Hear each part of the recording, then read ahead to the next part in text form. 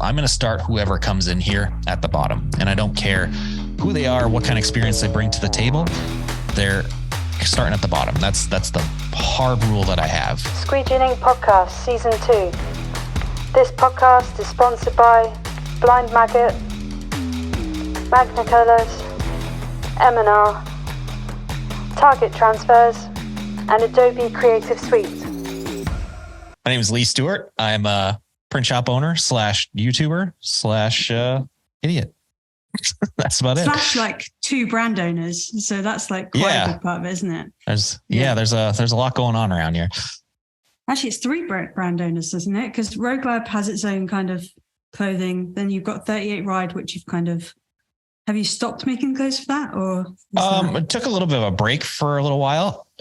We do the Rogue Lab stuff, of course, which is the print shop, but we do quite a bit of merch with that as well. 38, I took a little bit of a hiatus because that was like the main business that I started with. And then when the print shop started taking over, before I knew it, I was printing more stuff for other people than for myself. Yeah. And that's all I had time to do. And I was printing manually originally. So, you know how it is. It's tough to fit everything into the day with one of those things.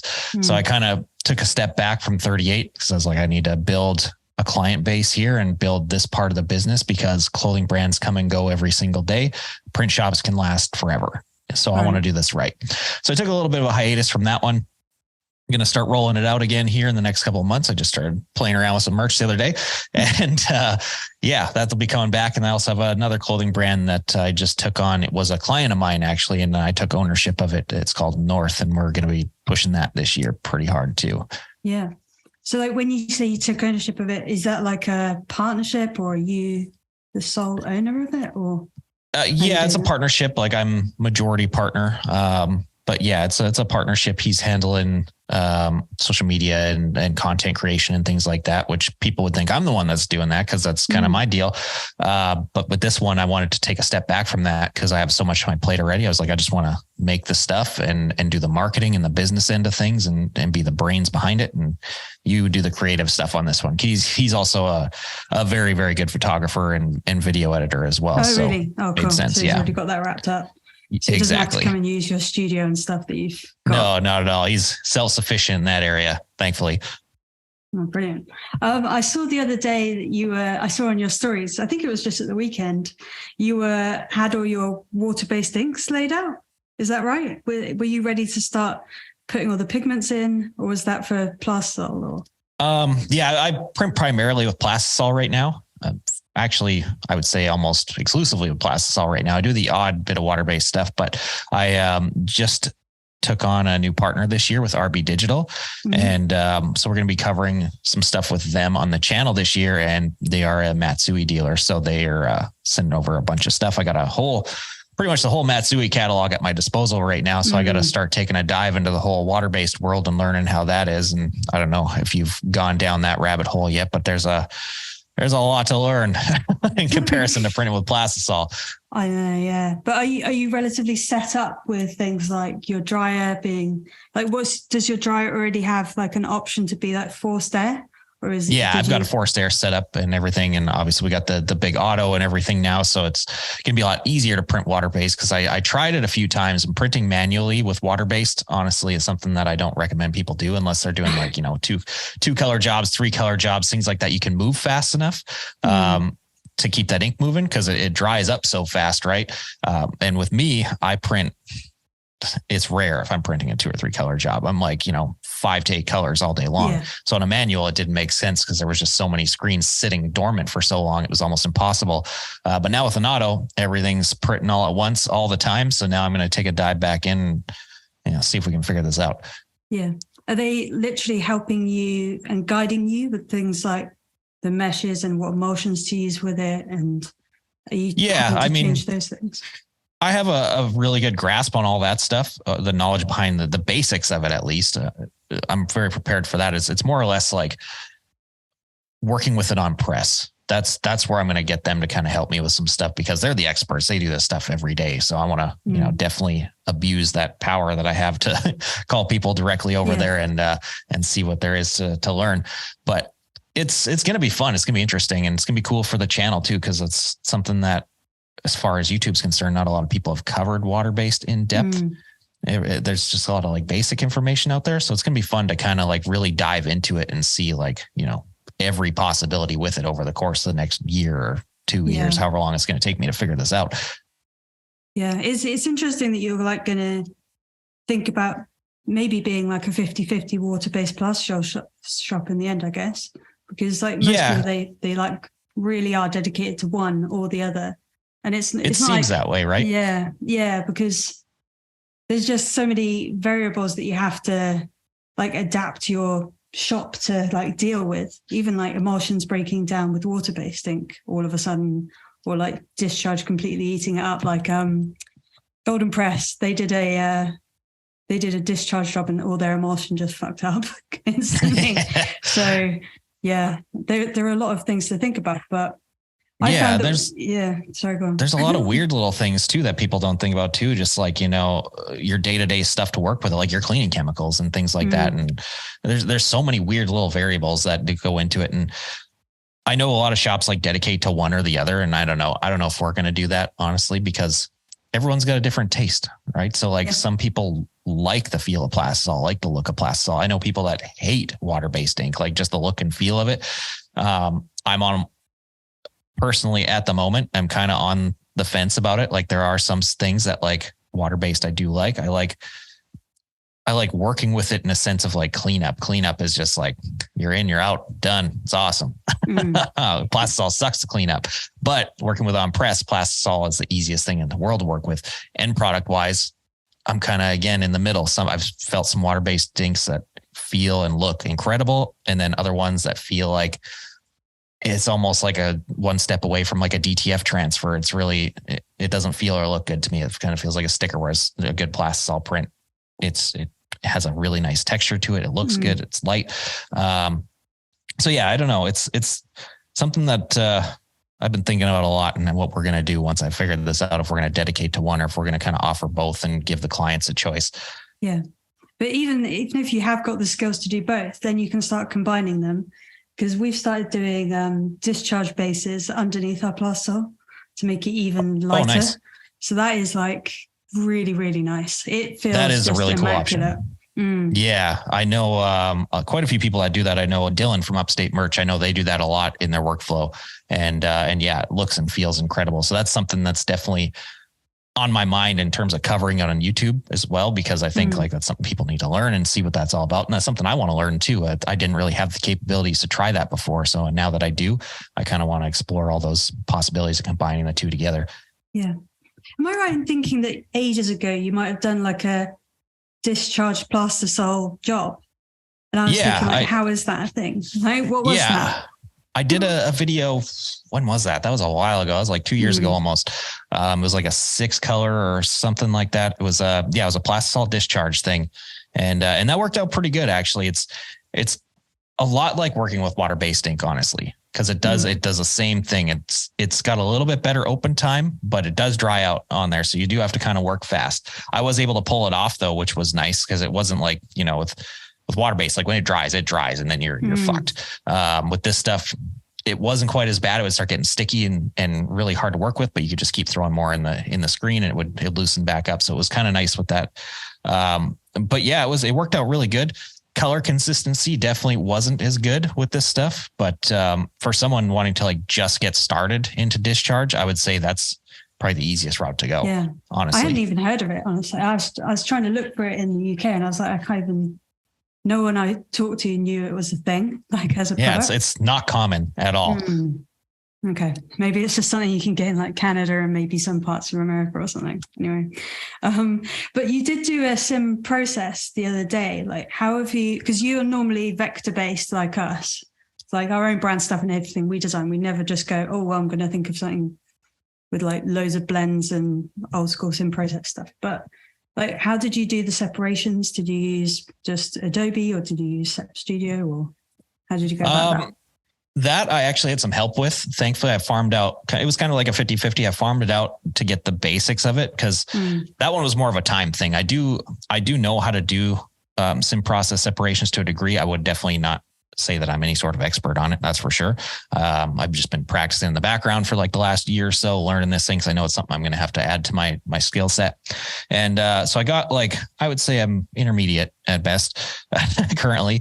And, so I had some help doing the basics of it and farm that out. And then once I got it back, that's when I kind of started tweaking things around a little bit, because there were some things that I didn't like about it. So I just kind of massaged a few things, and it worked out awesome, because that's literally the first time I'd ever done sim process.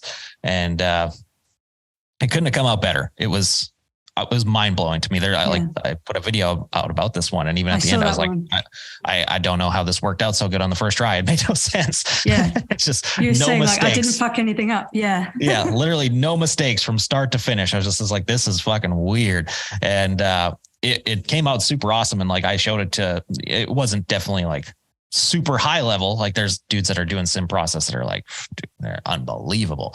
But I showed it to someone who's pretty experienced at it, and he didn't believe me that was my first try. So I was like, all right, that means I did a good job then.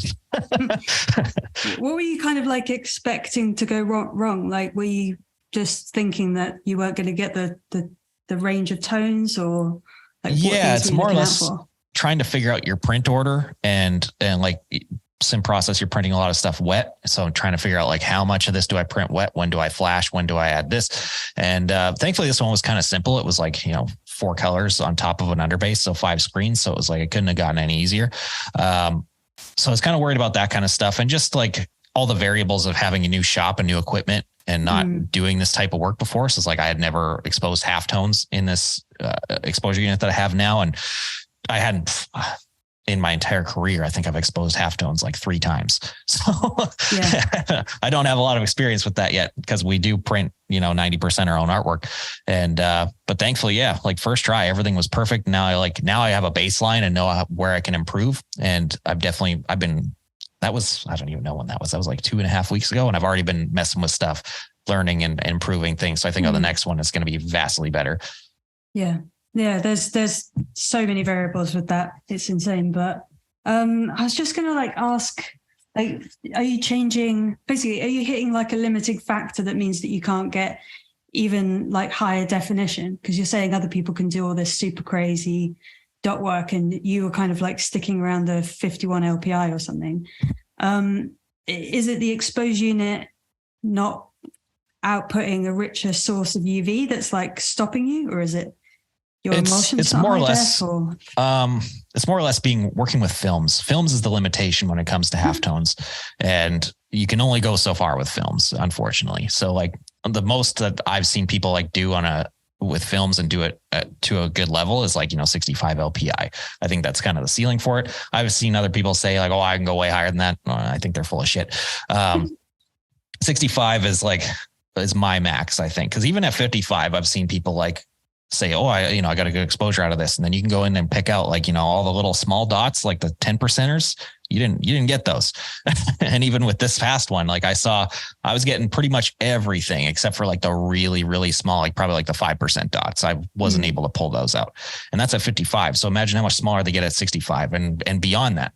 So it's limitation of films. So, I mean, I kind of think I have a good idea where to go to get there with films, at least to the 65 range. And that's something that like very experienced people can do on a regular basis. But to go beyond that, like everyone else is doing, either CTS or, the LTS option, the laser. Yeah. A dude I know, Alan, with 12 ounce Profit, his shop, unbelievable facility. I don't know if you're familiar with him, but like, no, I haven't. I'm going to write him down. The pinnacle of screen printing technology in there. And this guy, like, people think I'm a screen print nerd and like pay attention to the details. I am nothing. I am a mere peasant compared to this guy. He is beyond crazy about details, and they're doing stuff that's like unbelievable. Like we're talking like 100 LPI and beyond on this laser setup, and they're dialing in these screens to where you put it beside a digital print and it looks cleaner than a digital print. Like the dots are literally smaller, and that's unbelievable. They were putting this thing, like his shop is, you'll have a look at it. There's millions and millions and millions of dollars in that thing.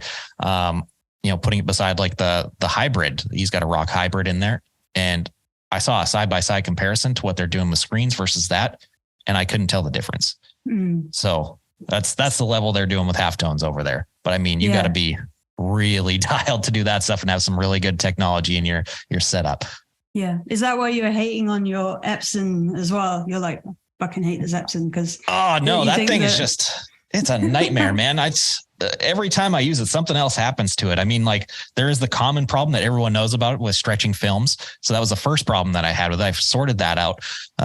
That's something that's actually very easy to sort out. But the problem I've been having lately is that thing spits ink as it's printing all the time. So like there'll just be random droplets all over my films. And I just really? like, yeah, like random droplets that are not supposed to be there. So I'll go expose that screen and like not see them sometimes. And I'll be like pinhole. And I'm like, where am I getting all these fucking pinholes from? Like my shop is clean. What is happening right now? And I'll go back and look at the film and be like, oh, you son of a bitch. All these little droplets just hanging out in there. And it's been doing that consistently lately. And that thing's, it was brand new. I don't know what its deal is. So that's on my agenda for this week. I'm going to tear that side panel open and try and figure something out. Either the wiper's not doing its job in there or something's going on. Spraying it out onto the actual films. I haven't and it's doing heard that before. All the color channels too, not just one of them. Fuck. So you can't even just like go in and turn a couple off just to experiment.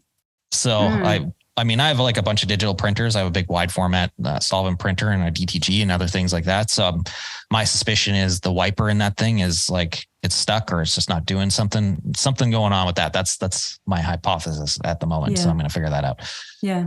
But I suppose it's been sat there for a little bit too long with you setting up the rest of the shop that now it's like probably not even in warranty or something, but you probably don't trust that anyway. It sat there in a crate for a year before I even opened it. So I'm on my own with this one. So I'm just going to kind of see if I can get it working and half sorted out. And then it's going to be time to go CTS. How did you find out that you had like a film stretching problem, or like what did you do to fix that bit? That's actually a common problem with that printer because it puts so much tension on the roll as it's pulling it through that it will actually stretch the film. And I found out this is a very common problem that a lot of people have, and a lot of people are actually still trying to solve it today. And what it comes down to essentially is so simple. It was like, it pissed me off so much that it was that simple. It was a matter of the core size of the film roll. Literally it. That's it. So I was using I was using 2-inch core films, which was fine. So once you get like from the brand new part of the roll down to halfway, you're good. But once it starts getting like below halfway, below like a third, that film roll is getting smaller and smaller and smaller, right? So when you think of like a gear ratios, things like that on a bicycle, the smaller the sprocket is, the harder it's going to be to pedal the bike, which is the same principle essentially. The smaller that's getting, the more tension it's putting on that film as it's pulling it through the printer. So the films were ended up getting stretched as they're coming through there and nothing would register. So it's a matter of literally just going up to a 3-inch core on your film rolls and problem solved. Oh, right. Okay. That might be why I haven't really seen it, because I have big fat 44 inch long ones. So they're not. Yeah, you got the big version of that thing, huh? Yeah, I've had to keep buying this because I basically print film for other people and send it out. And then there's like 1 or 2 customers that need enormous wide films because they print basically massive lengths to fabric and they keep moving the screen on in pegs and stuff. So yeah, so for 2 customers, I have to have the big roll, but it might have been a blessing in disguise because then I don't have that problem that you just said. That's cool. Yeah, no kidding. So for everyone else in the industry that has that printer, literally just swap film rolls, make sure you're on a 3-inch core and that problem is solved. Yeah. The other thing that I keep seeing on like, the internet about these kind of printers is that sometimes when they're spitting out the film, they do it really quickly and then they have to stop, but they don't quite stop in time. So that if you're doing lots of registered prints, lots of layers after each other, if you just throw in a very, very thin black line down the side, then it like slows the printer down so it doesn't just spit it out and not quite stop it in time before it starts printing again. Yeah, I've heard of that one. A lot of people, I know like 3 people that do that on a regular basis. Yeah. I haven't had to do that yet. It's been actually very good otherwise. So other than the 2 issues, it's been great for me, but the one with the droplets, that one drives me insane. That sounds like a real shit show. So yeah, I'm glad I don't have that one. You have to go in and like scratch them all off with a scalpel or something. So like you've got such a bloody range of stuff in there, like the DTG and everything. Like, and what was your view on different transfers now? Like, would you use DTF as neck labels, or would you ever think of using those on, like, for example, 38 Ride or as the actual main area of the graphic? Yeah, in terms of like any sort of main graphic areas, I would never use DTF ever, period. I mean, unpopular opinion, DTF is not the Band-Aid everybody thinks it is. It's an easy way to get things done, and it's a fast way to get things done, but easy and fast never mean quality. And the quality of DTF, I'm sorry to say, is shit. And that's what it is. It's a transfer. A transfer is never, ever going to be as good as printing something directly to a garment. It just isn't.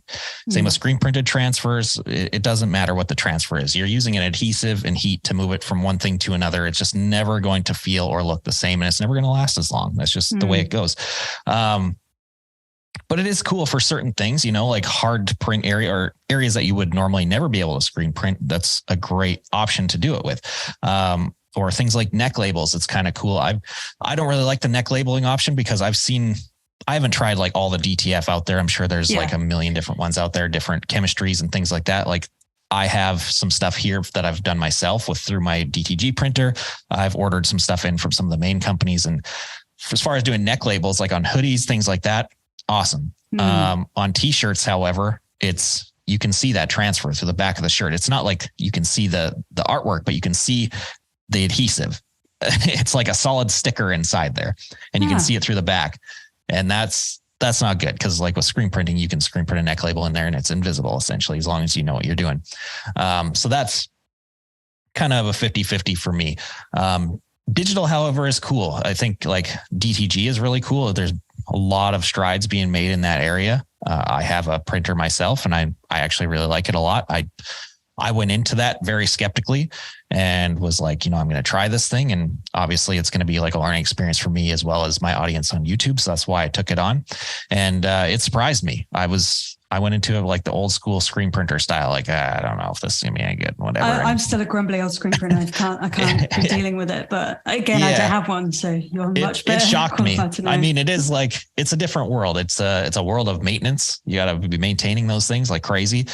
But they do produce some pretty impressive results. I have a video about it on my channel, and it's the shirt that came out of that thing looks fucking awesome. And I've put that thing through the ringer, and it's still going strong. So it's very cool to see what's happening there. And there's going to be, like, I would say in the next 5 to 10 years, some pretty big strides happening in there where screen printers, I would say, should maybe start to get worried. It's definitely not going to surpass as fast as the digital people say it's going to.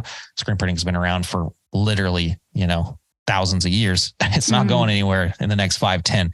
But I mean, it's going to catch up, I think. And I'd say 10 years, it's going to start competing ish. 20 is when we'll really start to worry. Yeah.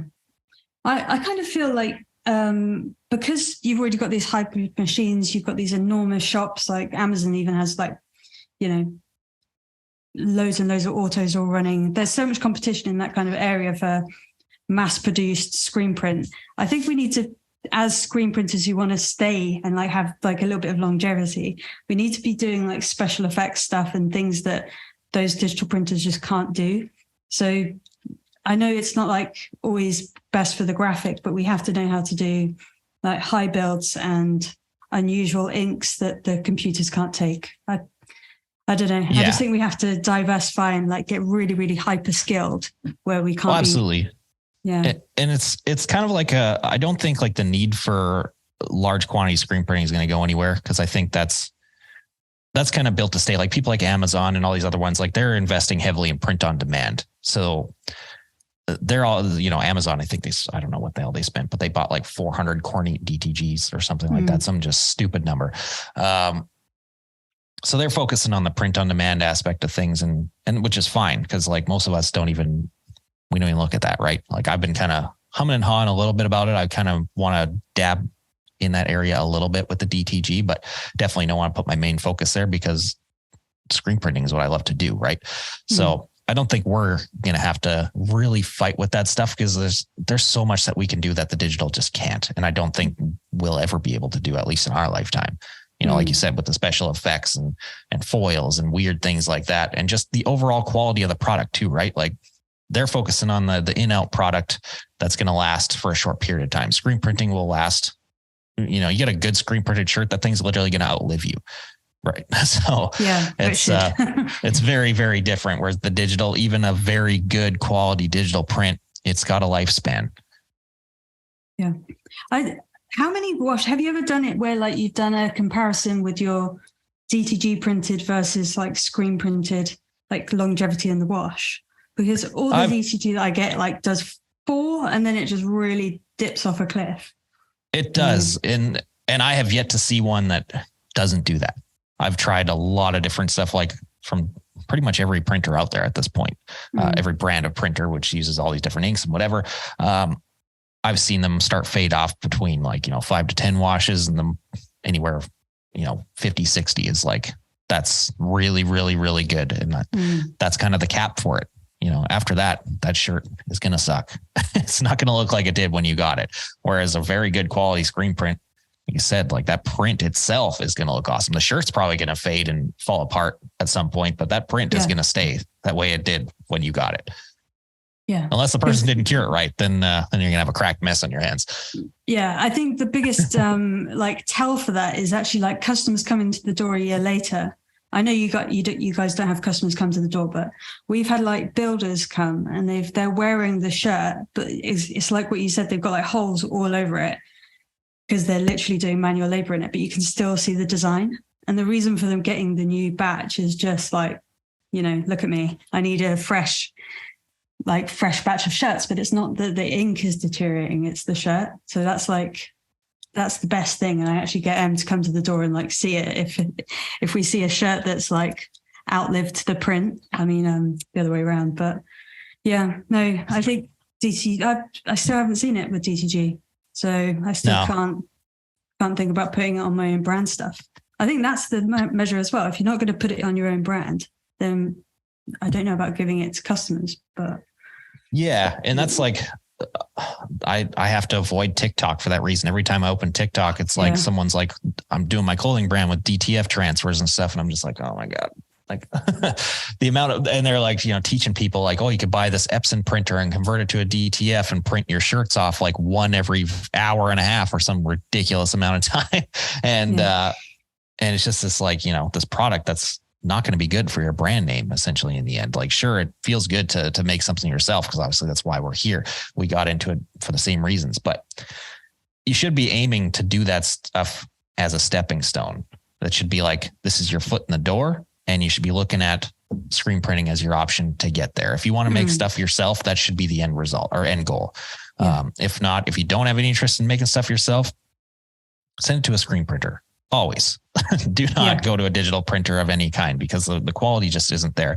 If you have a thing that, if you want to start small, then digital will work. Like, let's say DTG will be the option for you. Like, you've got a 12 color design, but you want to make 6 or 12 shirts to try out just to get started, then DTG is absolutely the option for you. It's literally the only option for you. But yeah, all this transfer stuff, it's hurting me inside. I know.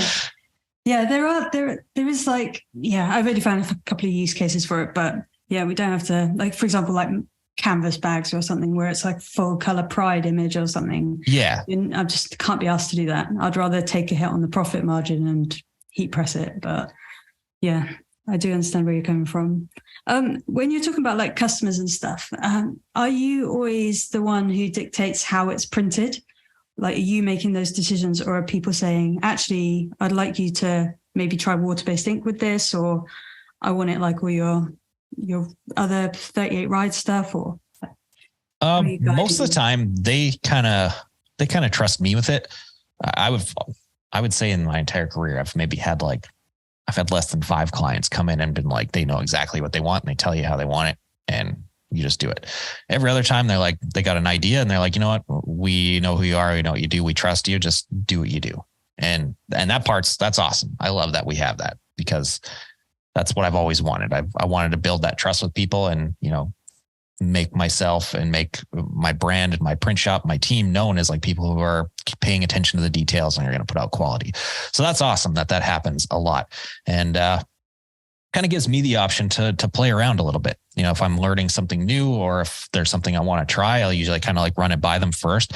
I definitely won't just do it. I know with their shops, I'll just like use client stuff as test pieces, and I'm not a dick like that. I'll tell them before I do anything, like, you know, I've got this idea, let's try this out maybe. And if you're cool with it, let's go. And most of the time, like, yeah, absolutely, let's do it. And yes, it's pretty cool, but I'm hoping we start getting, I think like we're starting to grow in a different direction now where we're starting to get bigger and bigger clients coming in. So I'm starting to see that we're going to have more of the people that have a prepared plan and like, you got to do this kind of thing. Especially with garments, right? Because when I was doing customer jobs, they would ask for like, they would try and bring in their own garments, but I got rid of that really quick. But they could just throw in some weird like polyester bullshit at you, and then you've got to figure out your print shop around that. Like how do you guide people with garment choices? So with that, like we have a hard rule, no outside garments, never. Yeah. The only time we'll even entertain the idea is if it's like something weird that we just can't get. And it's not worth my time to search for a whole day to try and find it or something. Yeah. That stuff's actually super easy for us. That's literally like a couple of clicks. But you know, there's been some weird requests and stuff. I think like the whole streetwear scene is where we're going to get the weird requests from, because there's just a lot of weird shit going on there. So the odd time we'll take stuff in because of that reason, but every other time, nothing. It's you got to get it from us or nothing. And when it comes to choosing stuff, I just kind of ask them some questions, and I lay it out for them in an easy way. Like some people do know what they want, and they'll tell you exactly what they want. It just makes your life easy. But everyone else like that doesn't know and wants to shop around, I don't even give them all the options because there's just so many, right? Like if you look in any distributor catalog, there's 100 different shirts to pick from, another 200 hoodies. It's just like, you're going to be there forever. So I've taken like I would say like 6 to 10 brands that I work with every day. And I just ask them, in terms of your budget, do you want good, better, or best? And then I choose from there. And it has never come back to bite us in the ass. Everyone's always happy in the end. And it makes the whole experience for them easier. And that's really, at the end of the day, that's the main goal, is trying to make their life as easy as possible to come back and order more for you, because customer service is paramount. Have you seen like brands that they've just run themselves into a big hole and you just can't bear using them anymore? Like there are a couple that I've got that I just...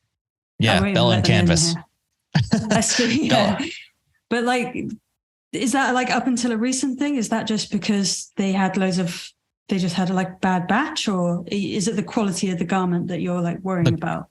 With them that I've noticed, like, cause I'm never like just getting one order and then like writing someone off from there on out. Like I'll give them enough of a chance. And when something starts to become consistent, then I know it's a problem. And with them, dude, the amount of stuff that I've gotten with holes in it, with like, and like, we're not talking little ones either. Like we're talking big ones that somebody should have quality controlled. Like I found a shirt with like a hole the size of my fist in it. Like, how did somebody not see that? And it's not like it's just one shirt in an order of 50.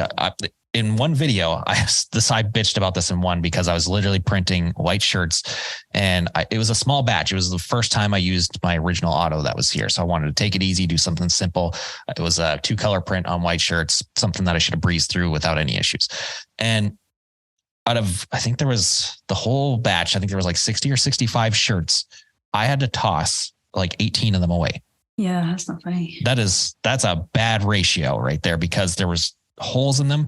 And they were white. So there was a bunch of weird shit. Like it was like literally like there was like insect shit all over these things or something. There was like just brown and yellow dots covering these shirts everywhere. And that was the last straw for me, because I'd done multiple orders before that where I was seeing more and more of the stuff happening. I had never seen it with white shirts yet. I print black shirts like every other shop, probably 90% of the time. And, I'd noticed all the holes and weird little things happening and stuff. And I was just getting more and more pissed. And then with that order, I was just like, that's the last straw. I'm never recommending this ever again until they get this sorted out. Yeah. And I don't know what caused that. It was like, just, they were great forever. And then the last 2 years, since like people started trying to like recover from all the, COVID stuff, I think that's when their quality went downhill. And I'm pretty sure it's probably has to do something with the amount of backlog that they had, trying to get their way out of that. Yeah. So they're probably just hauling ass in that factory and not paying attention to quality control anymore.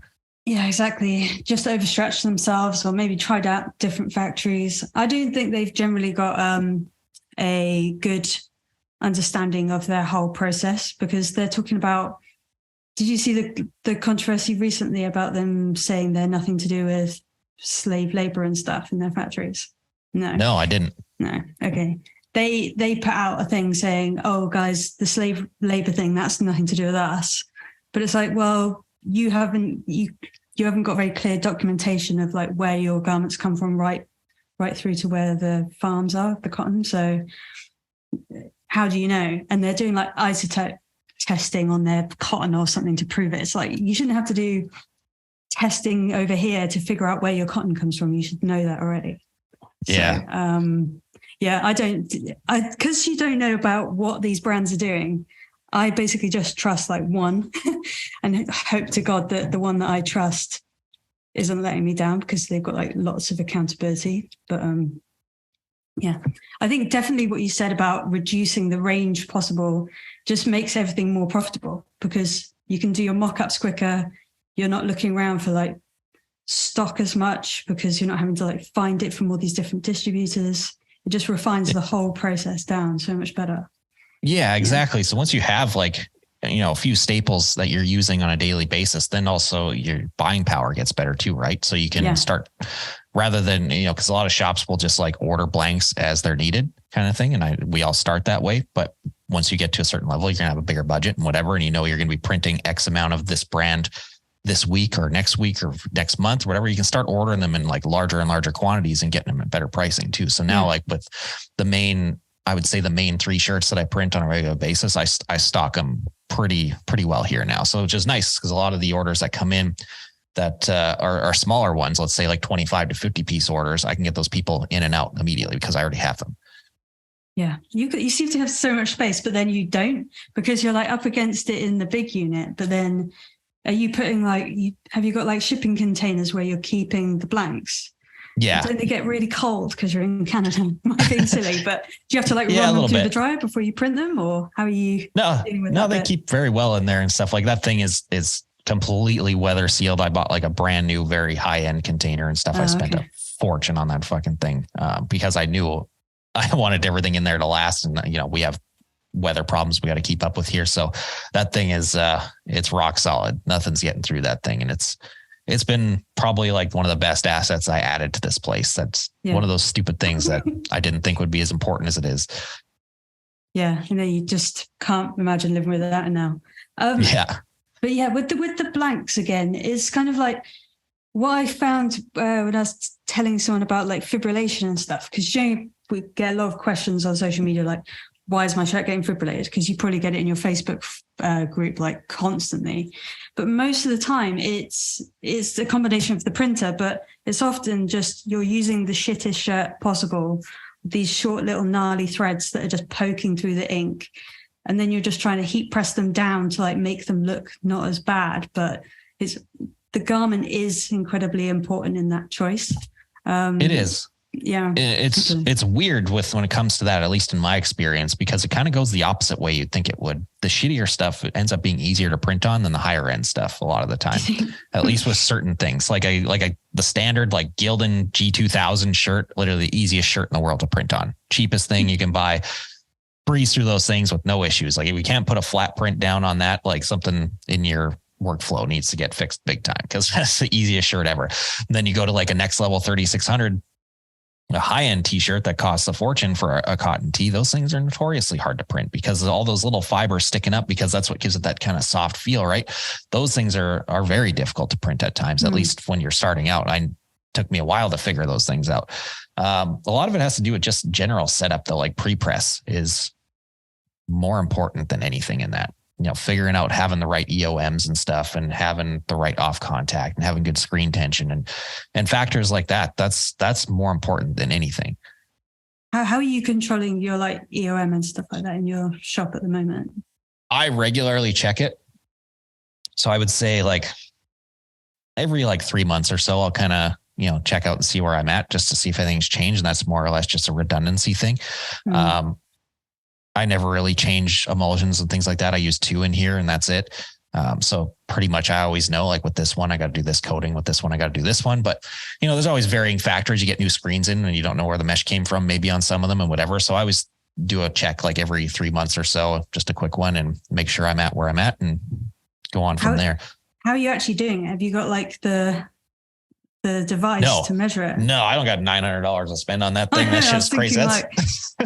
That's something I want to add in here really bad. It's just like seeing that expensive tool sitting in my toolbox and coming out like 3 or 4 times a year would suck. But it's something I got to do at some point, because I'm a crazy person about the details, and I want to elevate my game and get to the point to where I am producing level at like, one of the best in the world would be awesome.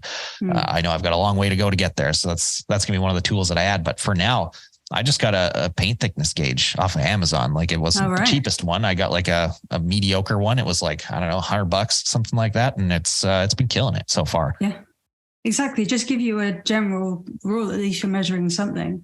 The first one I got was $20 and it was fine. I put that one up against the $100 one, and like we're talking minimal difference between the measurement was not accurate compared to the $100 one, but it was like, if you're a printer, say in the first like 1 to 2 years of your business, that would be fine. Yeah, exactly. There's a lot of other stuff you got to learn. Exactly. Even getting like a tension meter, you don't no one's got the money for a bloody tension meter on day one, because it's just they're expensive. It's like $400 for that thing. Exactly. And it's one of those tools again that you bust out once in a while. It's I don't know, every couple of months that thing comes out of the toolbox. I'll run through and check through the screens and make sure everything's where it needs to be, and toss out the ones that need to go, and then put it away again and sit there and cry knowing how much it costs. So like when you're the only one coating the screens, it's like relatively easy to like keep all those things standardized. But how are you going to figure that out if you get someone in? Or are you just going to try and automate it before you employ? Or? Automation. Yeah. I'm trying to employ right now. That's been the hardest struggle for me currently, is trying to find people that want to work, and then people that are going to fit in with us and our culture here. Cause there's only 2 of us right now. Really? Come on, man. And, so like me and the one guy that's here, Dan, we're very, very much alike. We're both metalheads and stuff. We both think very similar in a lot of like just general day-to-day issues and stuff. So like we get along awesome. Trying to find someone else that's going to fit into that mix is going to be difficult. Yeah. But yeah, that's something we're going to figure out here, is getting a person in, I'd say in the next like couple of weeks, I hope. Wow, cool. And starting to automate certain things. So like I'm going to start whoever comes in here at the bottom, and I don't care who they are, what kind of experience they bring to the table. They're starting at the bottom. That's the hard rule that I have, because I think everyone needs to earn their place. And that's just, you don't like that, you walk. If you got 20 years of screen printing experience, you're still starting off cleaning screens. I don't care. And so we got to figure out automating that stuff. But I do have some time, I guess, because they're going to be starting at a low level. They're going to be starting cleaning screens, counting in shirts, catching on the dryer, doing like all that kind of stuff. That's most of it. Like people think we're printing shirts all the time, but actually we're doing like bullshit jobs like exactly and ordering and And once like that's why I want to put everybody through that, because I want to see like how much do you want to be a part of what we have going on here? If you're going to sit through that stuff and still enjoy what you're doing every day after, a month, then I know that you want to be here. And then I'm going to start putting you in these other places that are more important, and start training you in a way that's going to pay you a lot more and have more responsibilities and things like that. Yeah. So it's going to be interesting. That's for sure. I don't know. I'm old school in a sense when it comes to that stuff. I want people who come in here just to earn it. So some guy came in and was like, I'm just like the best automated screen printer we have in this city. I'd be like, good for you. I don't give a shit. Exactly. You can go to the next one. So who would be their boss? Is it you, or is it Dan, or is it both? Or how are you going to figure that out? We're going to figure out a way. We've been kind of discussing this stuff. You never know, because like growth it can go so many different ways. You never know how it's going to happen. Like in the next 6 months, we could go nowhere. In the next 6 months, we could need 14 employees. It's weird how things go, especially like, well, you know how it is with putting the stuff out there on the internet for everybody. One thing could hit and all of a sudden you're just like, you're booming and you need fucking backup bad. So, I mean, I'm the owner, I'm the boss. I have no partners. So like right now it's just me. Everyone answers to me. I think once we start getting a little bigger, we're going to start compartmentalizing a little more. Like I'd like to bring on more design staff because I know design is growing here very, very big. And that's something that attracts a lot of people to us because we have a very unique design style and we do a good job at it. And so I would like to get a couple of junior designers under Dan and have them doing things like our digital products and maybe doing like rough mock-up work for our clients and things like that. And then those would kind of be his people. I don't have to talk to them. Don't talk to me. And that's kind of what we're thinking. Would you get them in as people in real life, or would you ever think of just like having them work from home? Or I would prefer to have people here, honestly. I know like work from home is becoming very popular and stuff, but I mean, work from home, it doesn't contribute to culture really. Right. Mm-hmm. And it's just like, you're not really a part of anything. You're just kind of doing a task and sending it in. And I don't want to have that here. I want people like stoked to be here. I want to have, we're going to have a mini bike track and all kinds of this other shit around here to play with and stuff. Like I want people to come to work and have a good time. We listen to death metal all day and headbang. And like, that's what I want to cultivate here. Yeah, no, I see that. Like, I think you've said, I think in the shirt show one, you're basically saying how much Dylan's done that with his shop. And like he's got all the barbecues and like, film nights and all that, but you're going to have BMXing and death metal. Super awesome. Yeah. We're going to have all that stuff. There's hot tubs and all this stuff. Like I want people to come here and hang out and whatever. And like, my house is here on the property and stuff. Like you're not feeling good, go fucking take a nap or something. Like we don't care. I want to have people excited to be here and produce cool artwork all day. That's really the end goal. Do you think your issue, because you said at the beginning there, you said like people who want to work, is it like, how are you getting that kind of idea? Do you think people just want to be given like cushy jobs at the moment? Do you not feel like they want to? Yeah, it's kind of weird. It's kind of like a mix of like entitlement and people being used to not working after so long, right? So like a lot of people got used to sitting at home all day or working from home and things like that. And they don't want to go places anymore, or they got lazy.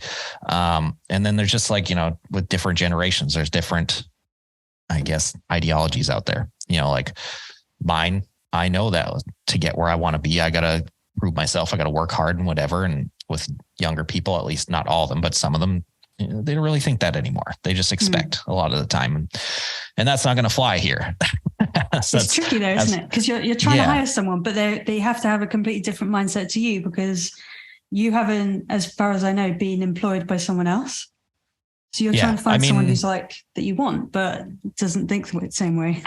Yeah. And like we're offering an opportunity that is like, it's very competitive. I mean, there's no reason not to do it. Like we're offering great pay. We are offering come in with literally zero experience. I don't care. I don't care if you have a diploma of any kind. I don't care if you finished high school. I fucking didn't. Like all these different things. I just want people to show up and be dedicated to what they do and have an interest in what they do and, want to be a part of something greater than themselves, essentially. With the kind of like focus of the studio though, why would you not just grow your own brands to like this enormous level? Why would you want to have like outside jobs? I know you said like brands come and go, but you've got like 3 on the go and you could just drop them and come up with a new brand if it wasn't working. That's kind of my main reason for it, is just because they come and go so much. I mean, brands could be cool and just be hitting for like 5 years and then just drop off the map all of a sudden. And there's no longevity in that. And every time it happens, you got to build back up and build back up and build back up and whatever. Right. Whereas if you take the time to build a print shop that serves all the people doing this, like that has just growth potential to just constantly go up. It's always going to go up. It's not going to have those peaks and valleys like you're going to have with clothing brands. Right. Okay. So it's more or less playing the long game. Yeah. Is this something that you want to like give on to future generations? Are you thinking about that? Or like, is this like, you want the whole shop to be able to like pass on and that's your legacy? Or how do you see it? Yeah. I haven't really thought about it. I'm not excited. Like I don't have kids or anything. But I mean, if I do, then that's something for them or whatever, or, whoever I like the most at the time will get it. If I don't have kids, like I don't know, but yeah, it'll be, my second in command or, employee I really like there or something. Like who knows who it's going to be, but it's more or less just for me right now. Cause like I'm I came from a background of being like a professional athlete, being super competitive, and this is my outlet for that now. I can't do what I used to do, but this business, just business in general, it doesn't have to be this, but business and entrepreneurship is competition every single day. And it's a way for me to feed that side of my brain essentially. Yeah. And it's honestly more fun doing this than it ever was doing what I used to do. Because it allows me to do so much different stuff. You'd have just found something else, wouldn't you? You don't need screen print. You'd have just found like, I don't know, car wrapping or something and just made a different version of that. This is not my first business venture. I went through a few before I found out like what was really working and what I ended up really liking. Yeah. And, I always figured after I was done writing for a living that entrepreneurship was going to be the way to go. I did work a couple jobs here and there in between. And I found out really fast that after being on the road on my own for, the last 10 years of my life, just partying and doing all this crazy stuff, that going into a place and following someone's orders was not going to work out for me. Yeah, I can't do either. That sucks. So I can't even do it on a micro level though. I'm like absolutely done with customers. Like the custom orders walking in and stuff. But we took down all our signage and I pass on all the jobs to like my 5 favorite print shops because I don't have the same level of ambition as you do with like having multiple autos and like being a relatively large shop. But do you think the sweet spot might be like 2 autos, or 2 or 3, or how do you think? I think that's kind of like, that's kind of the sweet spot for me is to have like a 2-3 auto shop, and a staff of like, say like 20 people or less. And that's kind of like the aspiration. I mean, there are shops that get to just astronomical levels where they got 25, 30 machines running in there and like hundreds of people on staff. I mean, it would be cool.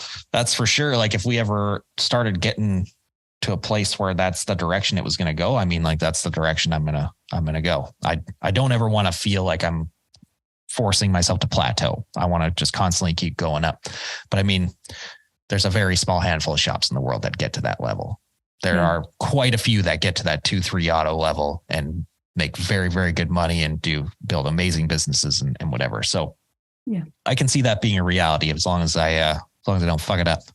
No, I can't see it happening. But I think it's just, what are you going to do with this new piece of kit that you've got in? Because you've got like you might not have told anyone yet, but you've got like a laser cutter. Are you bringing that in to decorate textiles or badges, or how are you figuring it out? Exactly. So that's going to be basically just like a supplement thing to allow us to do more. I mean, I am going to do the basic laser stuff and test it out and see how it goes, because it could be a whole new avenue of business that could explode. It could make no money. It could make $1 million. I have no idea.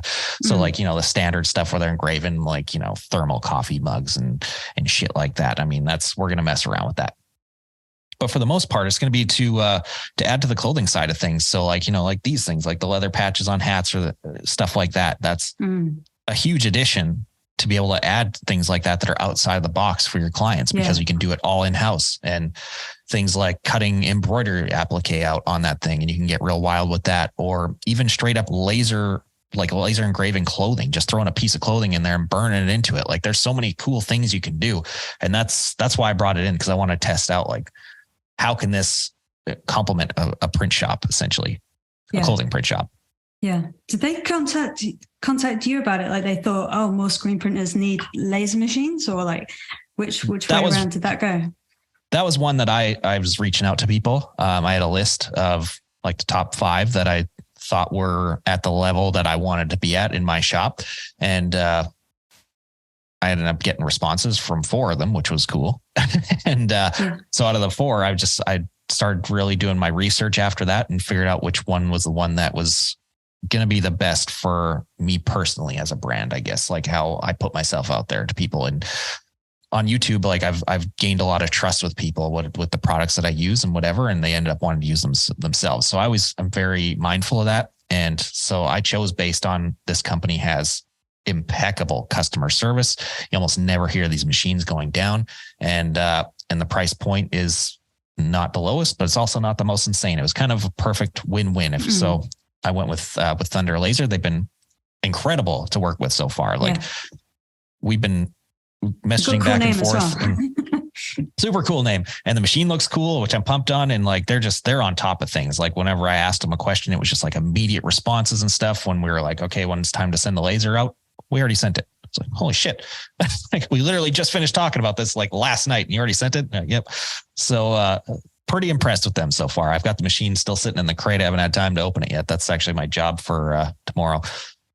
And another video for that, then, because that's it. Opening that up and testing it and figuring out how it all works. It's going to be interesting. I've wanted one for a very long time, so I'm excited. Do they do like desktop small versions so that people like your followers, like a large proportion of them are going to be people who've never got into that like level? Do they have like desktop versions that they can try out with or be able to afford? Not them in particular. There are a couple that are out there. It's basically just one. There's literally one that exists that like, I think 4 or 5 different brands slap their name on. Yeah. It's a cheap one. It's called like the K40 or something like that. You can buy them on Amazon that people can test out. But Thunder does have a smaller one. It's not small by any means, but it's something that'd be a great entry level for like a shop that's already been operational for a bit. I wouldn't say a starter shop thing, but like someone who wants to get to the next level. That's definitely something that's affordable for an existing shop. That's going to be really cool. Because you could have like laser embroidery and screen print and just do something absolutely. Yeah. Now I can combine, like that was literally the missing piece of the puzzle for me to combine all of my different pieces of equipment together. So now I could literally like DTG print something, laser it, throw it on the embroidery machine or screen print it, embroider it. Fucking like there's so many combinations that I can pull off with having this at my disposal now. It's going to be so much fun. And that's going to be, what I do in the videos. Just trying to figure out just how we can utilize this thing to the best way possible.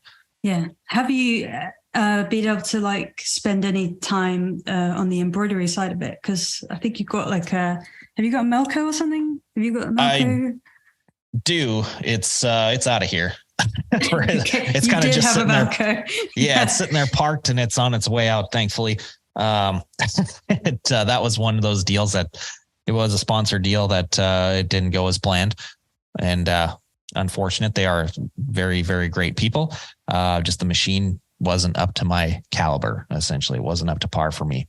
And if you're working with RB Digital, does that mean you're going to move over to like Tajima? Because they sell correct, still, don't they? The Tajima, I just announced it like a week or two ago on Instagram that is going to be, we did a deal with them and Tajima, and which is kind of the first to happen for Tajima, which is really cool.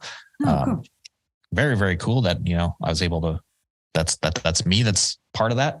I'm grateful for that. And so we got the Tajima on its way here. It's actually supposed to be here in the next couple of days, which is going to be cool. I'm really excited for that. It's just another single head unit because that's all I can fit in my shop until I get a massive extension put on that thing or something. Yeah. And we're going to be starting at ground zero again, because like with the other one, I literally only turned it on like 3 times. So I learned nothing about embroidery because it was just like, all I learned was how much issues that I had with the other one. And I didn't want to deal with that, and didn't get a lot of support in fixing that. So I kind of sat there in my shop and collected dust and left it at that. But with the new one, thankfully I got support from incredible embroidery resources. Like with RB Digital, everyone over there is an embroidery wizard, so that's going to be awesome. Yeah. Plus they already, I know you didn't love your Epson, but if you do fix your Epson, they also sell the Epsons, and they don't sell your auto, do they? No, they are, they're an M&R dealer. Yeah. Okay. Yeah. They're actually the exclusive dealer for Canada. Oh, there you go. They got Epson. They got a bunch of other stuff, which I'm not an anti-Epson person. I just that one in particular printer. I'm actually, for my digital printer, my wide format, I do plan on switching to Epson very soon here. Yeah. Well, I don't know anyone who's bought and tested and tried out more pieces of kit than you. So I'm just like, yeah. That's I don't know. It's just what I'm about.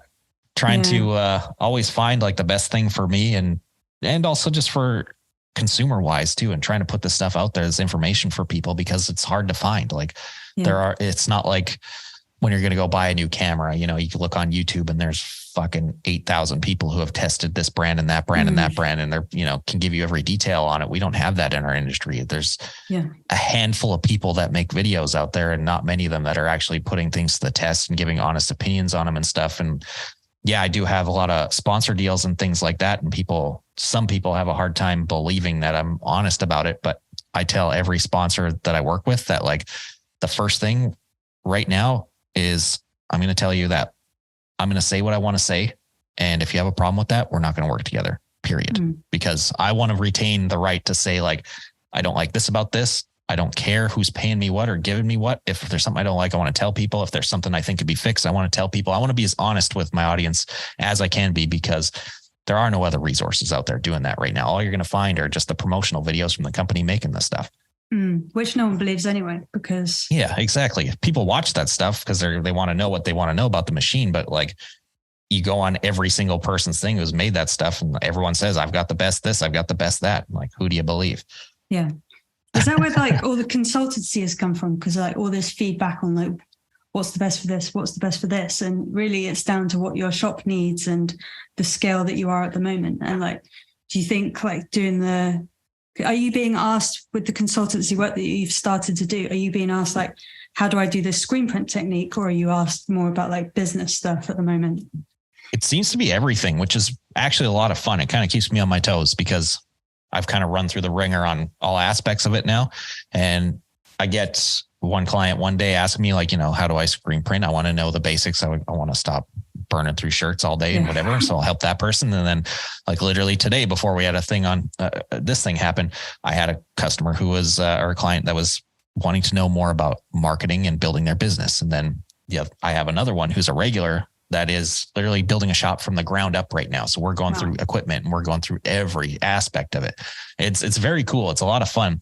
And I always just try and guide people the best way I can. I don't tell them all like, buy this piece of equipment that I have and whatever, because that would be stupid. I want to tell them like, what is going to be the best thing for you? What kind of service do you have nearby you? What kind of budget do you have? Like we kind of go through all aspects of it. So like I might even point them into brands that I don't use because it's going to be a better fit for them. Yeah. There are so many things that lead you away from screen print though, like as a business owner, just from the things that the customers are asking for. Like, I think you're fine in catering with like the stickers and stuff, but have you had people go, oh, and do you do websites and do you do this like mugs? And then there's so much peripheral shit that's like difficult to like stop looking at and you like say, no, I don't do that. Like, how are you guiding people to not get distracted by all the kind of bullshit? See, and it's tough to say because it's going to depend on the person, right?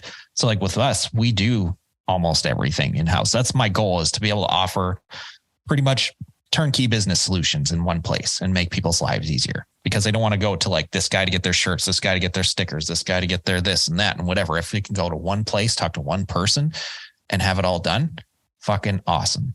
And because I've experienced this before and it sucks doing that. And even for huge companies, let's say like, multi-million, even billion-dollar companies, something like that would be hugely beneficial to them because they have all they're thinking of is their bottom line. What does this stuff cost? If it's going to be way cheaper doing it this way and way less staffing and other shit involved, absolutely they're going there. But it takes a certain type of person to be able to do that type of stuff. And it's kind of tough because like I got to like read people when I'm doing these things and like see what they're like and learn more about them and stuff. So certain people I can tell like this guy's a grinder, this girl, this whoever they got what it takes to be able to handle all of this stuff. But then you can tell with the certain people that like they get really bogged down on one particular problem. You can tell like, okay, you need to like just sit and focus on this one thing. You can always tell who is like the problem solver versus the overthinker. Yeah. I wish there was a test for that, because I think hiring a screen printer, you basically just need someone who's fucking good at problem solving, because you can't tell them like, okay, push it in this particular way and then put this amount of ink on. There isn't things like that. It has to be intuition and seeing when things are going wrong and knowing how to get them back. Like you can't say that's the first. Yeah. That's the first thing I tell every single person that's getting in this industry is it's like 50% problem solving. That's what you're going to be doing every day. Even when you're an experienced printer, you are going to be problem solving every single day at work. Yeah. But that's like also why on your Facebook pages and like ones that are specific for screen printers, most of the questions there can't be answered in like a couple of lines. You can't say, oh, what's my exposure time? And you can't just say, oh, it's going to be a minute, because you don't know what emulsion or exposure unit they're using or anything, or whether it's their films are a piece of shit. So are you experiencing that you're having to like help people out in your consultancy with really minor issues like that, and you're having to like work back and find out where the problem started? Or oh, absolutely. There's been some where I've actually, instead of just sitting here and talking to them, like I've gone in my shop with them and like worked side by side, like let's try and replicate what's going on here. So I'll do it on my end and see if I can solve it. There's a lot of cool things we can do, which is awesome. Like I've got a client we're figuring it out right now. I'm actually going to take literally their entire staff for a week every single day, and I'm going to do something in my shop with them side by side, and we're going to see if we can get the same result. So that'll be really cool. It's crazy because like with the group and stuff, like you said, it is difficult to problem solve some of this stuff, especially like typing back and forth and whatever. And you only got so much time in a day, but at least with the consulting thing, I can dedicate X amount of time to someone and we can work through a problem. We can work through it together and solve those issues. And like, I always ask people, if you want to figure out a printing problem, be in your shop for the thing and be with whatever we're working with that day. Whether I'm sitting here or if I'm going to do it in my shop with you, like chances are we're going to be able to figure it out. Yeah, definitely. No, that's pretty conclusive, isn't it? So you wouldn't consider like actually traveling to their shop and teaching them on site?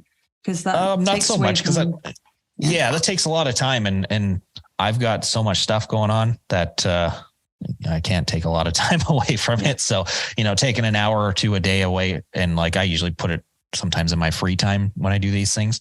But most of the time I got to be in the shop right now because I am a one-person show. So like it's tough to get away. I need to build an aspect of my business so that it can run the same with or without me. And that's my main goal for this year, is to figure that out. Yeah.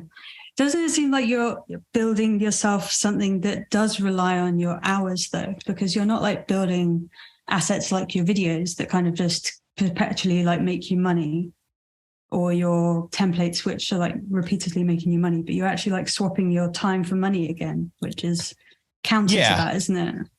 Which like a lot of people, that's like the popular thing, right? Is getting away from that these days, and what every internet guru is trying to teach people. And like, I think swapping your time for money is 100% acceptable if you love what you're doing.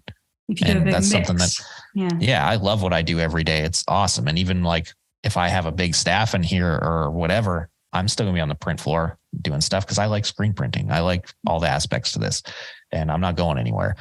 But it's about redundancy, right? So being able to have your business sustain itself, whether you're there or not, that's the most important key to building a very successful business. And I'm mindful of that. But that's something that's going to be a fun challenge to figure out this year. Yeah. How are you getting help though? Like you're saying you're helping these people, but have you got anyone that's really close by that isn't necessarily another shop owner, but that's helping you with like the business aspect and these business decisions? Like not so much. I kind of just winging that stuff. Like I'm big on taking risks and taking chances. And, I was a professional motorcycle rider for a living. So that was my job, is taking chances every day. So with this stuff, I'm pretty comfortable with taking a lot of the risks and chances involved in this stuff. But thankfully, like throughout the years now, I do have more of a network with people who are, successful business owners and things like that I can start talking to and learning things from. And I wouldn't say I straight up like ask them questions and advice and stuff, but I would take 100%. Like when they are talking, I listen. That is the most important thing. If someone who you admire or you want to get to their level or whatever, just shut the fuck up and listen when they're talking. It's the most important thing I can tell people. So, people like Ryan Moore, who started Ryan, at any time that guy's talking to me about anything, it's just, I'm taking it all in and just metal trap, sealing it in there. Yeah. But you don't do ice baths, you do running and saunas and stuff. So. Yeah. I can't get on that ice bath thing. Yeah. I live in Canada. It's cold enough as it is. Yeah. Have you kept up your running? Because I saw that you did that for a bit. Yeah, here and there. I've been neglecting a little bit. Been trying to get the shop back running again, because people who are familiar with me know that the last year was really bad. We had a lot of equipment failures and a lot of bullshit happen. And now, thankfully, I'm out of all that stuff, and like I have to build back what I had before. So I've just been grinding every day from like 6 a.m. to 6 at night, every day in the shop for the last, I don't know, month and a half. I've been killing it in there, which has been great. And we're starting to pick up a lot of steam and getting back where we used to be and gaining like a ton of new clients, which is amazing. But I've been neglecting the exercise thing a little bit. So that's on my schedule now, is to start doing that again. So I've been showing people my time blocking stuff, and I've got that every morning right when I wake up now, and starting to get back into it. I'm grossly out of shape. You said that the other day as well in your story. You said like everyone's interested. Like it's so funny what people pick up on, isn't it? It's just like, it's okay, crazy. You care what my software is. Who'd have thought you'd give a shit about this? But it's crazy. I posted a screenshot of my Google Calendar one day, and I got like hundreds of DMs, and I was like, holy shit, like people are actually really interested in this. A lot of people didn't even know what it was. So it's like, it's literally just Google Calendar. Like anyone can go get this right now for free. And so they want to know like how I use it, why I use it, like what's the method behind this whole thing and whatever. So that's obviously something I gotta figure out making a video about, but it's just basic time blocking. Once I learned what that was about and, the benefits of it, that's something I've implemented every single day since. And it's been tremendously helpful to me. One other question about software and screen printing. Do you have any shop management software that you do or is it in your head in the moment? No, I don't. I think that's going to be like one of the things we do as a next move. Trying to figure out things like web to print, things like that, trying to make the ordering process easier or the shopping process for the clients or whatever. That's something I got to really sit and think about. But we've never used any of the shop management platforms, mainly because they just tried Printavo, but it was like, I can't use half of this because it's not made for British people. And it's probably not made for Canadians either. Yeah. So we had the same problem. And so it was like, why would I pay all this money for this thing that's essentially QuickBooks? Yeah. It made no sense. I could use QuickBooks and then get ClickUp or Monday.com and put those two together. And I've got the exact same thing, which is exactly what I use. We use ClickUp, which is awesome. We kind of figure out our jobs that way. And I'm able to communicate back and forth with Dan this way and see what he's doing, where he's at on stuff and where jobs are at. And I also have automation set up that keep our clients in the loop on where we are with things. And ClickUp's incredibly, you can use it for free. You can use, they've got a pay program that's literally pay what you want. I have no idea how this company makes money, but I pay for one of the higher end tier programs on there, and it's been awesome for us. Yeah.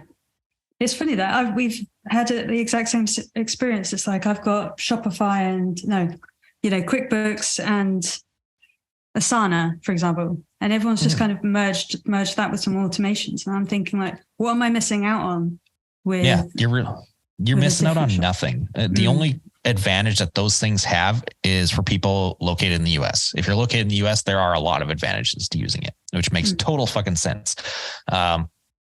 Hopefully they start rolling that stuff out to us, which would be awesome. But who knows? I've been on the two major companies asking about that for years, like on their ass. Like every other month I'm texting people like, hey, I want this. Or is this ready yet? I'll start using it. But I don't think they can. No one seems to be in a hurry. I don't think they can actually adapt it afterwards. I think they have to have done it from the inception to like make it useful for all the different.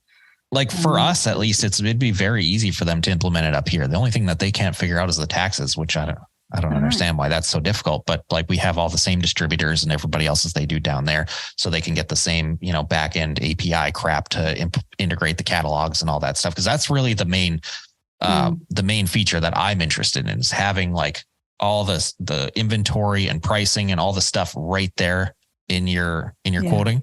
So that way you don't have to go back and forth. Cause like, it's been in the industry for the last couple of years. Prices have been fluctuating like fucking crazy. And I can't have a set price for something a lot of the time because it changes every other month. So I always got to go look and make sure I'm charging enough or not charging too much for this thing. And in a platform like that, it's nice because you can just say I mark up garments X amount of percent, and it just does it automatically. It's just feeding the prices live to you all day. That's going to be the biggest reason to use one of those things. And that's the only feature I want. Yeah, I know. The only feature.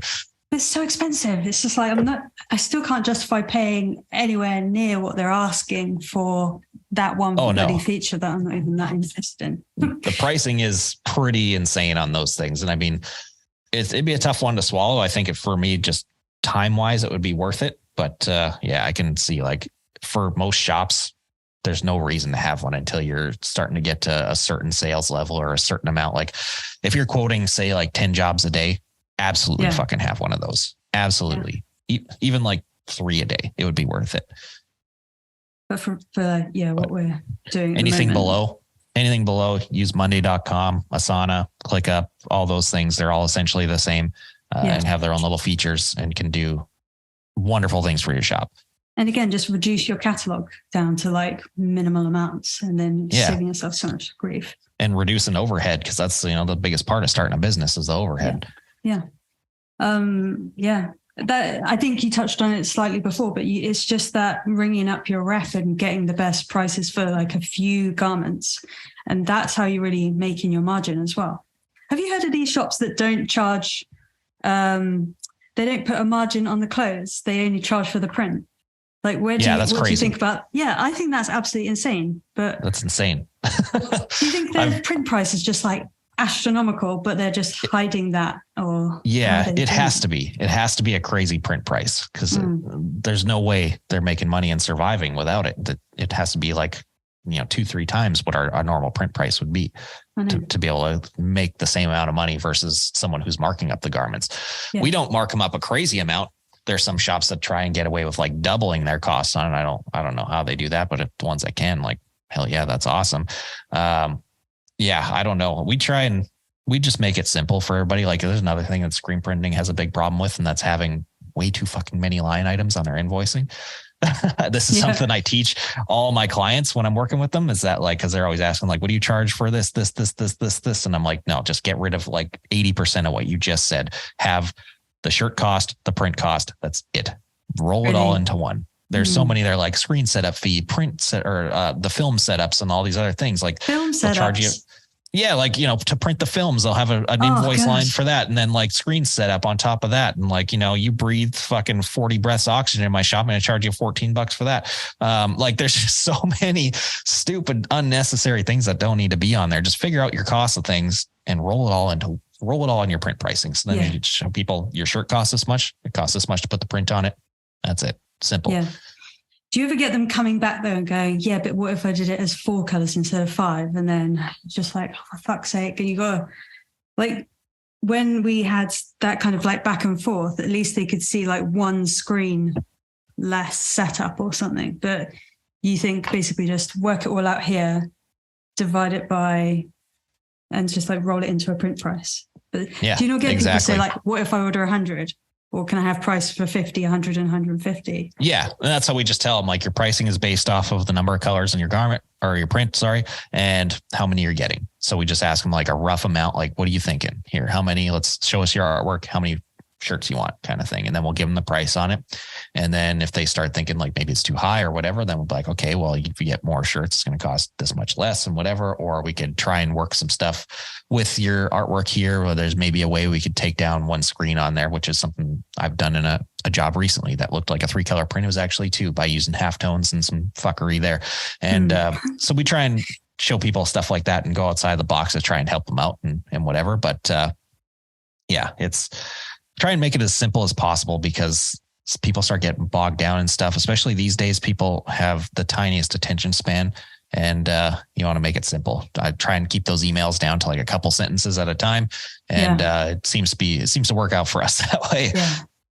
The best customers are the ones that just send you a box and then just send you the artwork after and just pay the invoice. Yeah. You don't even need to see them. They're like ghosts. The best ones are the ones that pay with big checks. They're literally the easiest ones to work with by far. It's going to be like the 12, 25 piece orders that are going to just ask you 10,000 questions and whatever. And like, expect you to be treating them as if they're Nike or somebody. Mm-hmm. And then the ones who, drop a $15,000, $20,000 order, they don't even give a shit. They're just like, here's my artwork. Here's my money. Let me know when it's done. And that's the last time you talk to them.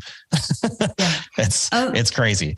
Yeah, exactly. I've actually found there is this other thing that I wanted to ask you about like ownership and stuff of your design work, because it's to like this level where, are you giving away like commercial license for them to just use it freely on whatever they want? And then for example, like all your Rogue Lab stuff that Dan's designed, I assume, does he kind of give it to the company and the company owns it, or does he keep generating income from it? Or how would you advise bringing in a designer, basically, like you have with Dan? So when we're designing artwork for companies, like any sort of custom artwork, like logos, shirt designs, whatever, it is 100% theirs when they're done. And that's the way it should be. There's a lot of debate about this type of stuff. And like, personally, I think holding people's artwork hostage is bullshit. Yeah. If they come to you to get something done, they're paying you for a job, that should be theirs in the end. Yeah. Hands down, as far as I'm concerned. If you don't think so, charge more for it to make it make sense to do that. Like that's literally all it is. And that's, a lot of people do it that way. A lot of the biggest designers in the world do it that way. And it's weird that so many very low, unheard of, and mid-level designers, and it's not even designers, they're like screen print shops with very mediocre designers on their staff that will do this and hold people's artwork hostage and try and just bleed them for money forever. It's fucked. With us, when you do it, it's full commercial use, essentially. And same with even our digital products that we sell on the internet. Like, we'll sell a vector pack to someone for $20. Like, you use that shit all you want. The only thing you can't do is resell that package. Yeah. But then, like, how are you figuring it out just between you and Dan and Rogue Lab? Like, is it the business's ownership, or like, do you split the profits on sales equally, or how does that work? Because I'm trying to I'm trying to get a designer in here, and I want to like figure out whether I just pay them a salary and then everything they generate is the businesses, or how to distribute. Yeah. And you can go either way. There's a number of ways, right? So you can pay someone hourly, you can pay them a salary and whatever. Or you can pay them almost like a contractor and based off a percentage of what they're bringing in. It's going to depend on the model, right? So like some people, I think the most important thing is to figure out what you're going to charge for graphic design. And personally, as far as I'm concerned, and same with Dan will 100% agree with me on this, the only way to charge for graphic design is by using value-based pricing. That is the best way to go about it, because so many people short themselves by not doing this. There's so much vastly undercharged work out there. It's crazy. And like, I buy some of it sometimes. I'm like, well, I'd be stupid not to. Like, this guy's selling this crazy, awesome illustration for like $150 that I know is worth like thousands of dollars. Here you go. Take my money. Give me 5 of them. Like, and it's just not learning that lesson of value-based pricing. There's so much information about that that's free on the internet too. Like, what the hell is that guy's channel called again? Christo, his channel is called Future. Yeah. He's the guru on value-based pricing, essentially on the internet currently. And so many great lessons on YouTube right now for free that he puts out on how to do that. It's amazing. And yeah, just figuring out what you think is going to be best. Like with our stuff, like we do it very differently than most shops. And we always try and figure out what's going to be fair for everybody. I'm not a shithead boss that's going to try and like bleed my employees forever. I want them to be successful. And, I want us all to show up at work in Lambos one day. Yeah. Because you don't want them to like hide some of their best design works for their own website. You want them to actually bring it to you and use it in your videos and everything like that. Yeah. Yeah, exactly. And like when it comes to the other stuff, like the digital products and things like that, like him and I split that stuff, and because it's very even. He does the work, I promote it, and we split that stuff down the middle, and it's awesome that way. Do you think you're going to be able to get him on camera a little bit when you're doing some hiring, or is he always going to be shy? Yeah, he's going to be around here more, I think, in the near future. We're going to start figuring out how we can work him into more videos, because we don't want to start showing people what we do on the design side. Yeah. And like, he lives 2 hours away from me. So we do most of the stuff remotely because, he does come in every once in a while, but it doesn't make sense for a lot of stuff. But we do want to start showing people the design aspect of the business on the channel, and like how we go about some of these projects, some of these like big, 6-week long design projects where we're doing full brand kits for people, or building them fully custom built functional fonts and things like that. Like, there's so much cool shit that we do that's very difficult to document. So it'd be cool to start figuring out a way to do that. And I think this is going to be a matter of having him here physically more and working here, and setting him up with his own office and other things like that. So I need to build a bigger shop, or build an extension on my shop.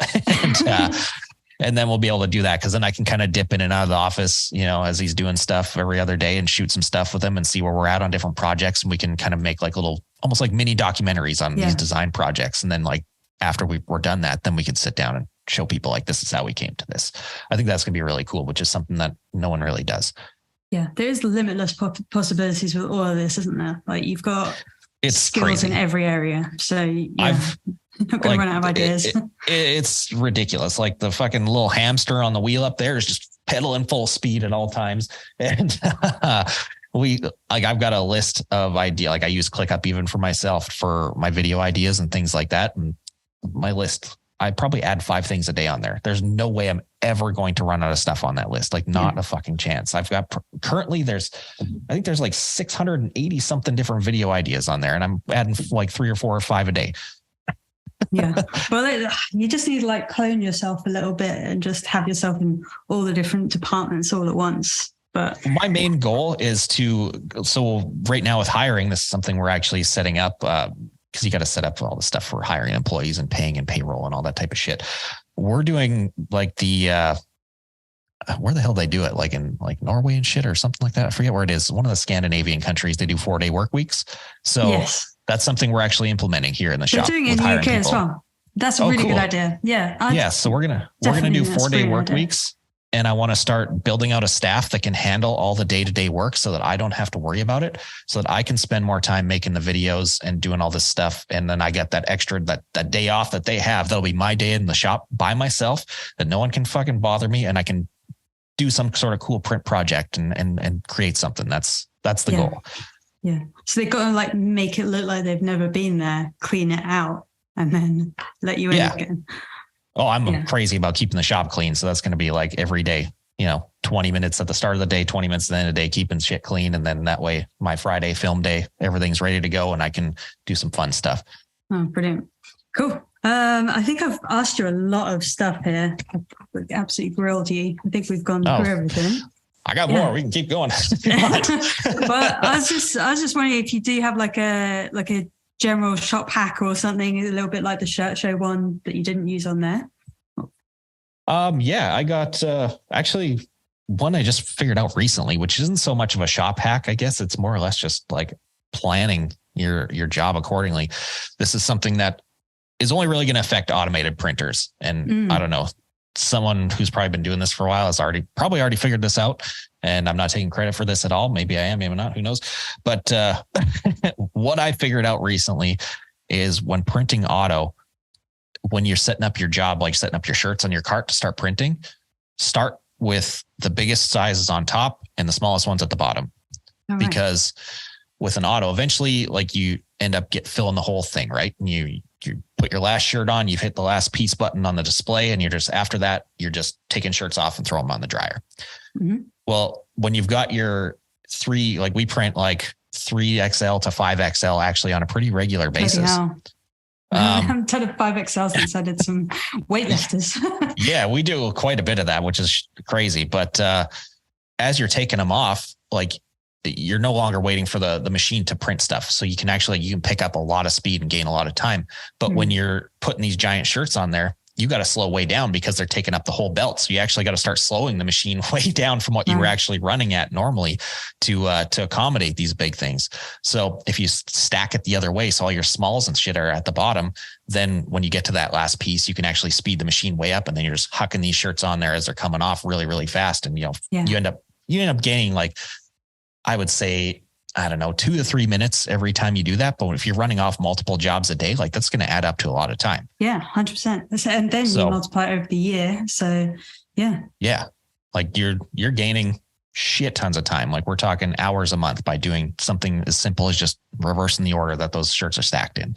Yeah. Cause that's definitely not something I've seen as standard in other shops. But like what are those jumps that you just didn't know about or no one even told you about going to auto? Like, were there things that, like, for example, I just think like it's just all the electric supply, like the absolute draw of power that they need. And did you need to put in anything else that you just didn't think about? Oh, so much stuff, I know. We put in so much stuff. I probably spent like 50 grand on electrical alone. It was like extractors or what was it? Like for a lot of the equipment some equipment will come in single phase power, but it ends up drawing more amps. You need to have way more amperage in your system. Or you get 3-phase power, which draws far less amps, but it's harder to get. Yeah. I'm in a residential area, so we don't have 3-phase power here, but I also could only get 600 amps brought in, which is was the maximum here, which is a lot, but in the scope of the equipment in there, it's really not. So I ended up putting a 3-phase converter in there, which is a big solid state unit, which that thing alone was half of that electrical cost. It was huge. It's like a new car hanging on the wall that just does nothing. Can you take it to a new shop eventually? You might not even need to, because yeah, I can take it to a new one or whatever. I'm hoping at one point, this area is going to start getting developed commercial. Actually, all the land around me just got sold commercial. So I'm hoping 3-phase power is going to come in here in the next couple of years, and then I can get way more juice and make my life easier. But there's all that weird stuff that's involved, like having enough power, depending on if you got an all electric press or an electric / pneumatic press, like having an air compressor in there. The air compressors aren't cheap if you want to have something good. Having everything built around the air compressor, like the air lines and the chiller and the, moisture separators, things like that. That's another big cost. Where is that? I can't see that in the shop. Is it in that's an outhouse or something? Kind of hidden in the corner. There's a big yellow air compressor just chilling over there by my electrical panel. And, that's something else, new shop. Hopefully I want to build a separate mechanical room for all that stuff, because I'm sick of listening. I have a rotary screw compressor, which is much quieter. But still, listening to that thing all day gets very annoying because it's still kind of loud. Having the infrastructure to have an auto, so having a dryer that can keep up with it, that's something people aren't thinking about. You got to have something that can put a lot of shirts through it very, very quickly. And even something the size of mine, mine would classify, I guess, as like a medium-sized dryer. It's definitely not large. And even that thing, I can't go as fast as I can with that press, because that press is capable of way more. If I have 3 people, 2 people on the press, 1 person at the dryer, that thing is capable of running at speeds of 800 pieces an hour and even higher. It can go up to 1,000 or something if you're really dialed in. Definitely can't do that with my dryer. We're able to run at 500 pieces an hour, 400 pieces an hour kind of thing. If we're real conservative with the belt space, we're good that way. But yeah, little things like that. It's just, there's so many aspects to getting into automation that not enough people talk about. That's something I plan on making content about, but I'm still I don't like making content about stuff until I absolutely know what I'm talking about. And even though I'm set up and running now, I'm still not 100% through the woods. I'm 80% of the way there. And, still figuring out stuff as I go, where the limitations are with things, and things have been coming up that I should have did this differently. So now I got to fix this and little things like that. So I want to make sure I'm 100% dialed before I put that stuff out there for everybody to learn from. Yeah. So were you able to keep your old screens and flashes for your manual and then just get a whole new set for the auto? No. I switched everything because my old manual press was on 20 by 24 screens, and that doesn't work on an auto. I had to go up to a 23 by 31, or you can go even far bigger than that. I switched to 23 by 31s. Yeah. Cause it covers the standard, I think it'll cover it'll cover a 19-inch print on there, or 20, something like that. Plenty for any t-shirt. So I don't really see the need to go bigger. I think some people go bigger just to make their lives easier and not tape them. That's what I've heard. A lot of people go to the next size so they don't have to tape. So that's something I'm going to try out in the near future. Get a dozen of those and see if that actually makes my life easier. Then you need new racks, and it's a whole big shag, isn't it? There's more stuff. Everything, every little tiny little change just runs through the whole shop and wreaks havoc. It's true. Yeah. It's a domino effect. Every time you change one thing, you have to change 10. It's like that with everything. Yeah. Well, it's good that you're all set up then, because there isn't any process that I think you can't do, because even if it was so meticulous, you could just bring it back onto your manual, and then you're not losing all that audience of people that have come to know you for teaching them on their manuals. You're just showing, and the auto's fun too. That's the biggest reason that the manual is in there, because day-to-day work, I'm not going to use it. There's no reason to. I do every once in a while because I still like to manual print. It feels good. I don't know what it is. It's just something about getting your hands on it and doing it yourself that can't be matched. So I'd say once a month when the small jobs come in, we still do 12-piece orders, single color, 12 to anything from 12 to 25 pieces. If it's single color, we'll take it. And I'll usually put those on the manual and do it myself, because I just like to pull up Squeegee every once in a while.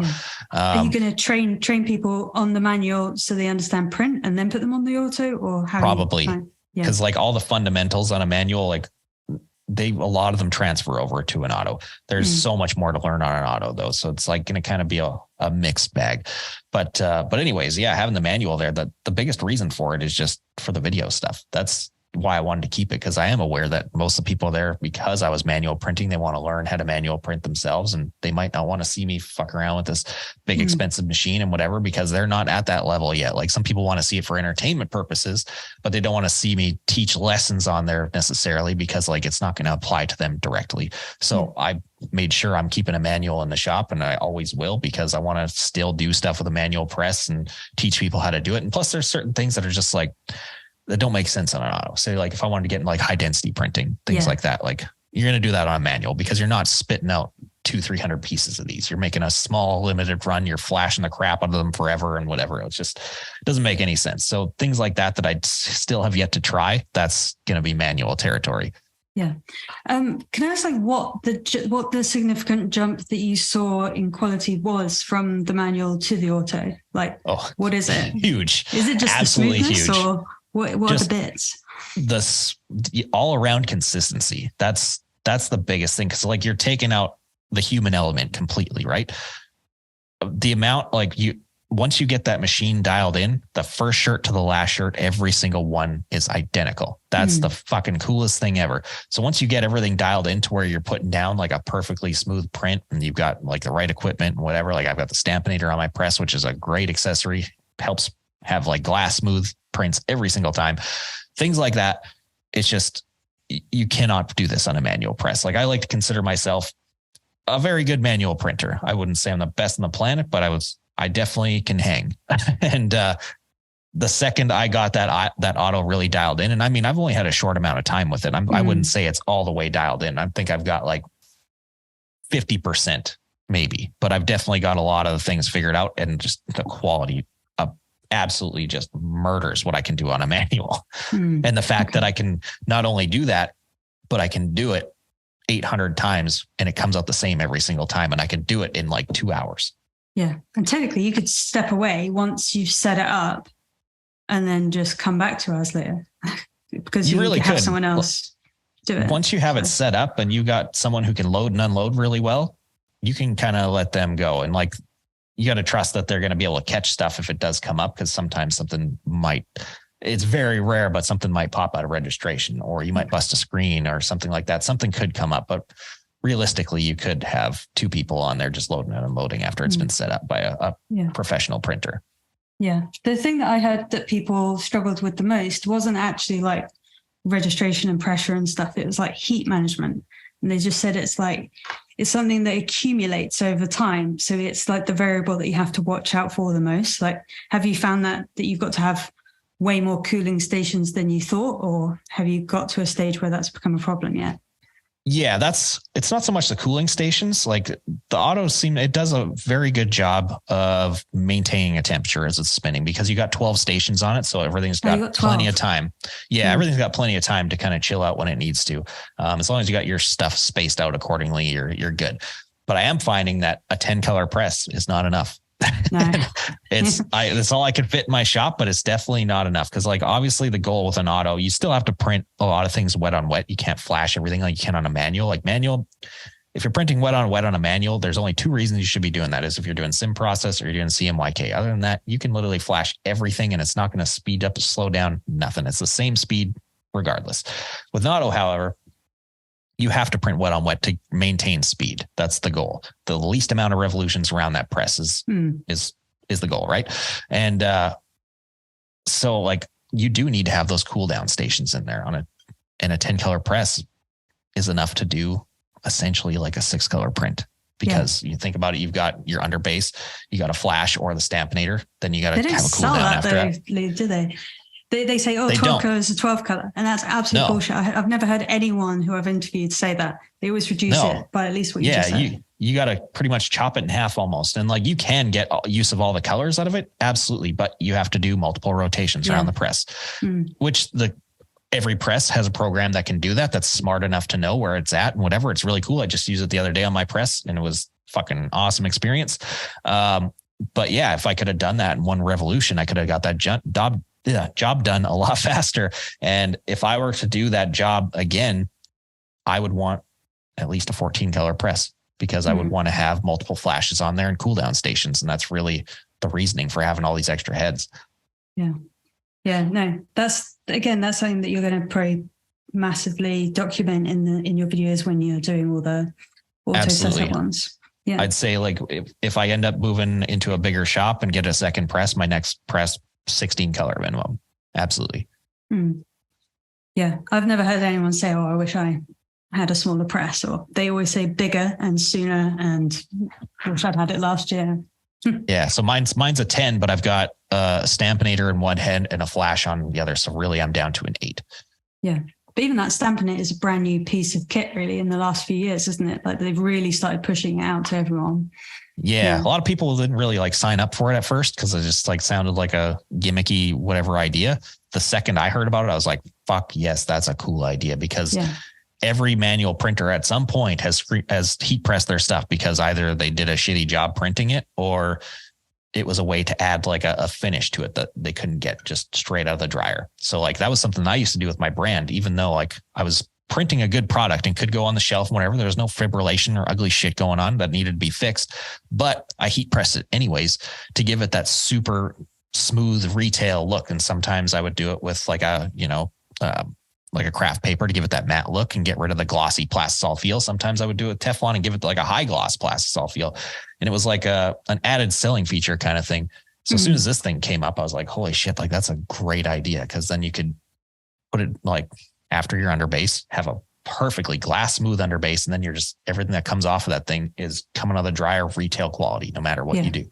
And once you got it set up. Do you think it's hiding some shit printers though? And they're just like stamp the shit out of it. It must be. Absolutely. If you look close at someone's work using it, like you could pick out the good shit from the bad shit. Cause like you can always tell they're like coated fat, chunky little fibers, or looking like flared out. You can always tell a bad underbase from a good one. Cause as soon as you can, all colored inks, they're not super opaque. You can always kind of see through them. So like I showed it, I showed it for a reason. I put it on my Instagram story, like a mega close up shot of my underbase the other day. And it looked like it was a finished print because everything else was dialed and whatever. And I was putting down enough ink and had proper EOM and all the other stuff. But with that Stampinator in there, it was just like that added little touch that made it just like perfect. And when the top colors get stacked on it, it's just like, ooh, it's so good. Yeah. So you're definitely recommending Stampinators to everyone. Yeah. I love it. Absolutely love it. People are using rollers and stuff, which is cool too. I haven't tested a roller yet. I would like to get one in here just to kind of compare it.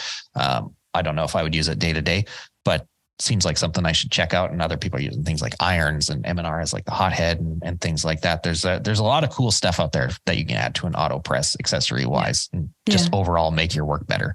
Yeah. And double it up as a heat application printer thing now. People are just putting transfers on there and using that.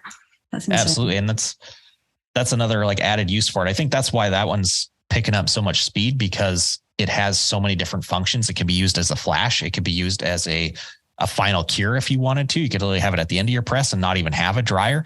You can put foils on with it. You can put transfers on with it. There's so many different things that thing can do. And I think that's why it's gaining so much popularity, because now people are figuring it out and be like, oh shit, that's actually pretty awesome. I actually didn't know it could do final cures, because like, how can it cure? Is it just on plastisols or something? Just get it up to the temperature and it doesn't matter. Yeah. Yeah, exactly. Okay. So as long as you're getting up to temperature over a certain amount of dwell time, it's going to come off of there cured, which is awesome. So like it could be a redundancy thing if you wanted to. Let's say you just like, you don't want to take the chance of your dryer shit in the bed in the shop, and then you're going to be down for X amount of time to get parts. You can take that thing off your underbase head, put it on your last head. Boom. You got a way to continue printing. Yeah. There must be so many manufacturers that are absolutely crapping themselves at the moment. Like people who are making dryers, they're like, what? The Stampinator can take that job away. Or basically DTG people. Because I think I haven't seen like DTG people bringing out more DTG machines. They're like adapting them to be DTF. So I feel like they're panicking a little bit. Yeah, it's weird. Yeah. I don't think like the Stampinator is definitely not a solution for final cure. Like it's an option, and they promote it as an option. Cool that it can do that. I don't think it would replace a dryer by any means. That's for sure. I mean, if you can't afford both, then definitely cure with that thing. But as far as time is concerned, like it's going to be slow. And that's the reality of it. Yeah. But you could be like a one-man shop. You wouldn't have to. You could. Yeah. And like, I think he was saying like he could print up to like 350 or 400 shirts an hour with that thing and doing a final cure with it, which is still incredibly impressive. Cool. Yeah. Thank you very much, Lee. I think I've asked you a lot of stuff and I want to still give you time for the rest of your day. You probably like blocked out a certain amount for me. Thank you for having me on. It's been awesome. Okay. Cheers. Right. Bye. See you later.